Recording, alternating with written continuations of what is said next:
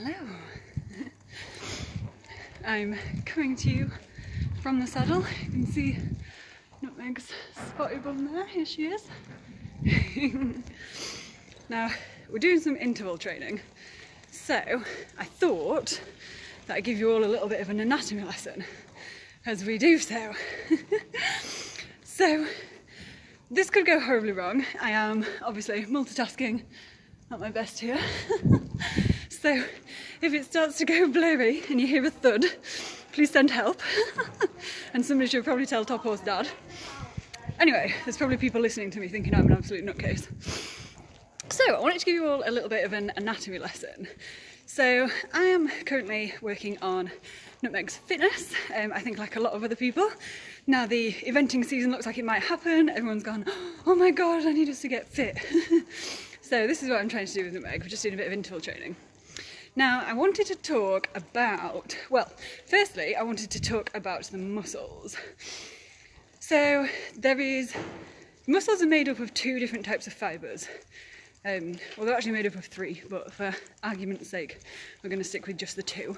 So muscle fibres are made up of fast twitch muscle fibres and slow twitch muscle fibres.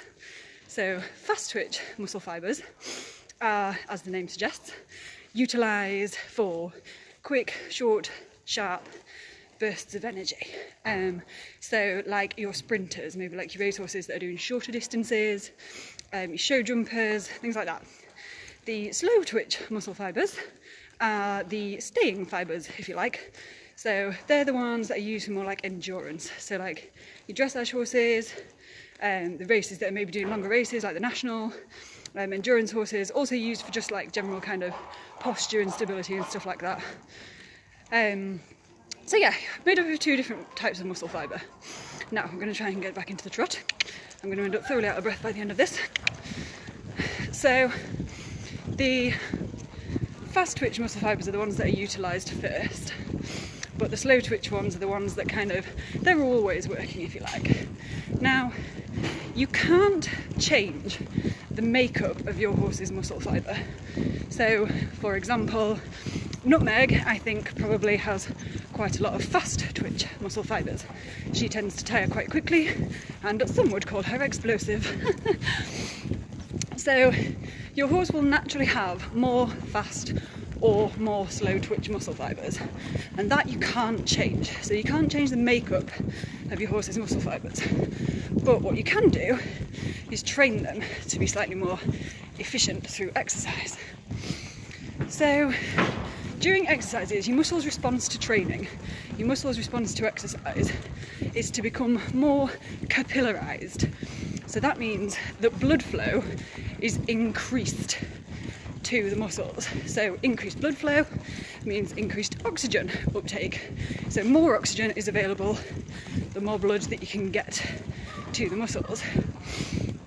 So you can't change your horse's makeup, genetic makeup. You can't change the muscles. You can't change whether they are more fast twitch fibres or more slow twitch fibres, but you can train the muscles that they have to be more efficient and take up more oxygen, amongst other things. There's a lot of other ways that they adapt, but predominantly that's the biggest one. Through training, through exercise, your horse will get more blood flow because there'll be more capillaries. So that's the muscles. Let's have a bit of a breather. Good girl, well done. So the next thing that I want to talk about, the second thing, is the horse's tendons. Now, the tendons of the distal limb, the lower leg, are one of nature's evolutionary, amazing adaptations that make the horse the incredible athlete that they are. So we're going to go back to like high school physics a little bit here and talk about Newton's laws. So tendons are the equivalent, like nature's equivalent of elastic bands, if you think of it that way.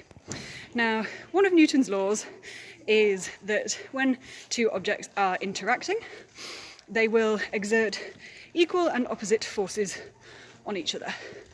So gravity is in action when your horse's foot comes into contact with the floor. That's obviously gravity pulling down on it, as well as the other things kind of like you have to take into consideration, like velocity and things like that, the speed you're going at, blah blah blah. So when your horse's hoof comes into contact with the ground, the other force that's working on it, that stops your horse, well, everything, falling to the centre of the earth, the force that pushes back against that is called ground reaction force. So if you imagine ground reaction force like pushing back up, if you like. So gravity's pushing down, pulling down, ground reaction force is pushing back up, pushing the leg back up. Now, your horse's tendons, there is evidence to suggest that they can work at 100% elastic efficiency. Now, what the hell does that mean? Well, basically, when your horse's foot comes into contact with the ground, I don't know if you've ever seen jumpers or racehorses, their fetlock can nearly come into contact with the floor. That's how stretchy they are. So when the horse's tendons stretch, the elastic spring back is what pulls them back into like the resting length. So the normal length of the horse's tendon, that's what it comes back to. So when your horse is at a canter or a gallop, we're going to try and pop into canter in a second. I don't know how well this is going to go. We'll see how we get on. When your horse is at the canter or the gallop, it's actually, from a tendons and ligaments point of view, yep, we're in canter, good.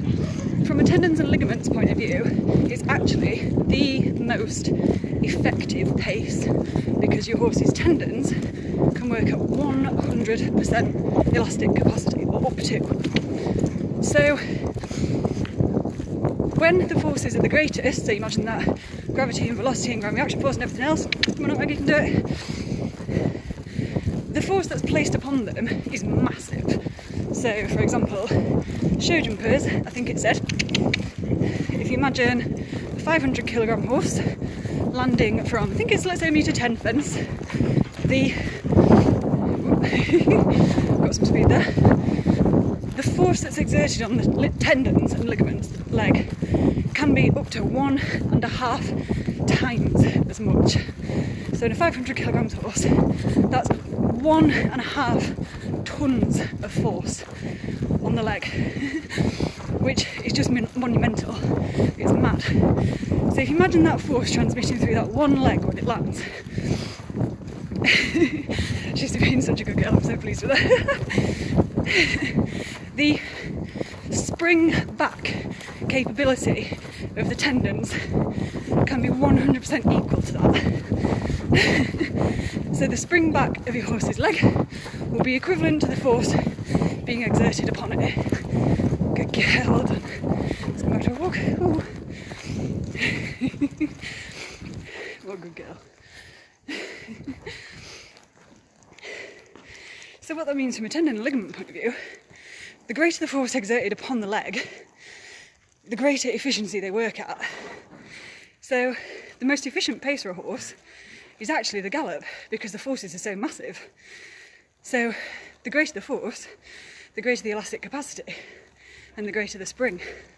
So the tendons of a horse's lower leg are just amazing feats of biology. They are one of the many things that makes horses the amazing runners and athletes that they are. So that was my little anatomy insight for today. So I covered the muscles a little bit and the tendons, and I survived and didn't die. Nutmeg was really good at demonstrating those. What a good little girl. I'm going to carry on with my interval training. Thank you very much for coming along for the ride.